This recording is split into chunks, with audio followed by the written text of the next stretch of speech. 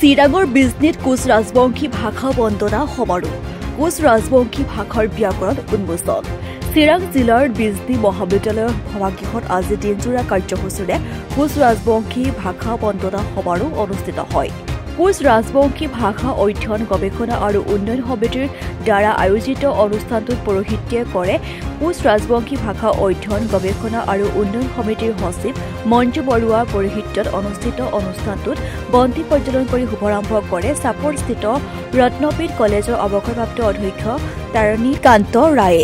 অনুষ্ঠানটোৰ মুখ্য বক্তা হিচাপে উপস্থিত থকা কটন বিশ্ববিদ্যালয়ৰ অধ্যাপক ডক্টৰ দিলীপ ৰাজবংশীয়ে কোচ ৰাজবংশী ভাষা অধ্যয়ন গৱেষণা আৰু উন্নয়ন সমিতিয়ে প্ৰকাশ কৰা কোচ ৰাজবংশী ভাষাৰ ব্যাকৰণখনি উন্মোচন কৰি তেওঁ কোচ ৰাজবংশী ভাষাৰ বৈশিষ্ট্য আছে বুলি উল্লেখ কৰে।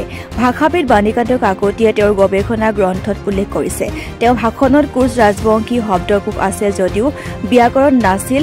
এতিয়া ব্যাকৰণ প্ৰচলন হোৱাৰ ফলত কোচ ৰাজবংশী ভাষাৰ সাহিত্য অগ্ৰগতি হ'ব বুলি মত প্ৰকাশ কৰে।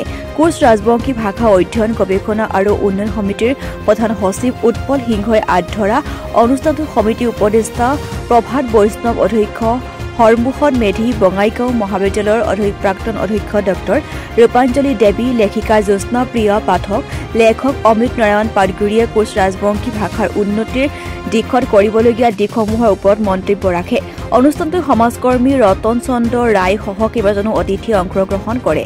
লগতে কেইবাখনো জিলাৰ বিভিন্ন অঞ্চলৰ পৰা 2 শতাধিক লোকে অংশগ্ৰহণ কৰে।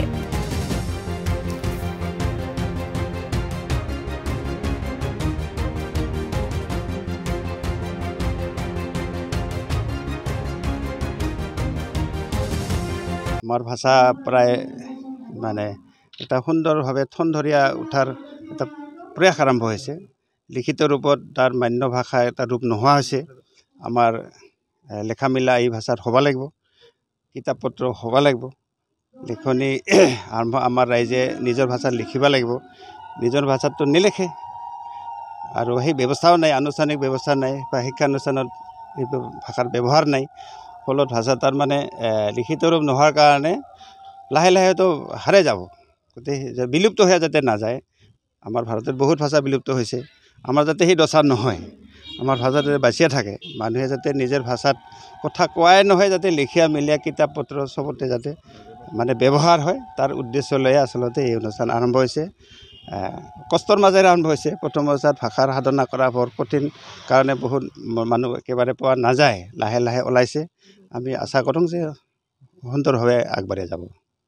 ভৱিষ্যতত কিবা পদক্ষেপ আছে। ব্যাকৰণ আজি ৰচনা হৈছে, এখন ব্যাকৰণ আজি এখন হ'ল, উন্মোচন আজি হ'ব। ইয়াৰ পাছত আমাৰ এখন অভিধানৰ কথা আছে, শব্দকোষৰ কথা আছে। অভিধানখন বনোৱাতেতো টাইম লাগিব, যি টাইম লাগিব, সময়টো লাগিবই, কাৰণ বহুত বস্তু খুচৰি ওলাব লাগিব, লিখিব লাগিব। গতিকে হওক, সময় লাগিলেও কষ্ট হ'ব, হওক, কিন্তু অভিধানখনো হ'ব। পদক্ষেপ পৰৱৰ্তী শীঘ্ৰ হ'ব। নৱপ্ৰজন্মৰ আহ্বান জনাওক, মাতৃভাষাক শ্ৰদ্ধা কৰক, মাতৃভাষাত নিজৰ হেৰিক ভাল কৰি গজগজীয়া কৰি মাতৃভাষাৰ উন্নতিৰ কাৰণে যুঁজ কৰক, ব্যৱহাৰ কৰক। মানে অন্য ভাষা যেনেকৈ আগুৱাই গৈছে, নিজৰ ভাষাও যাব আগুৱাই, কিন্তু তাত নিজৰ সাধনাত এটা ব্ৰতী হ'ব লাগিব ৰাইজ। নিজৰ নতুন প্ৰজন্মক আহ্বান জনাম মই, এতিয়া মানে হীনমান্যতাত ভুগিব নালাগে, নিজৰ মাতৃভাষাতেই নিজৰ সমস্তখিনি কাম কৰিব পৰা হৈ উঠিব, এতিয়া মই অনুৰোধ কৰোঁ নতুন প্ৰজন্মক। মহানগৰীত উৎকৃষ্ট হোটেল দ্য ভিলা, আদৰ্শপুৰ বাৰ্লিন নম্বৰ 1। কাহিলীপাৰা সৰ্বশিক্ষা অভিযানৰ কাৰ্যালয়ৰ কাষতে হোটেল দ্য ভিলাত আছে উৎকৃষ্ট মানৰ সা সুবিধা, য'ত আছে আটকধুনীয়া কোঠা, লগতে পাব লাক্সাৰী সুইট আৰু ডিলাক্স ৰুম। তদুপৰি ৰেষ্টুৰেণ্টত পাব আপোনাৰ মন পচন্দৰ সুস্বাদু খাদ্য আৰু পাব বাৰ আৰু ছুইমিং পুল। দ্য ভিলাত পাব আপুনি নৈসংগিক পৰিৱেশ আৰু সুস্বাদু খাদ্যৰ সম্ভাৰ।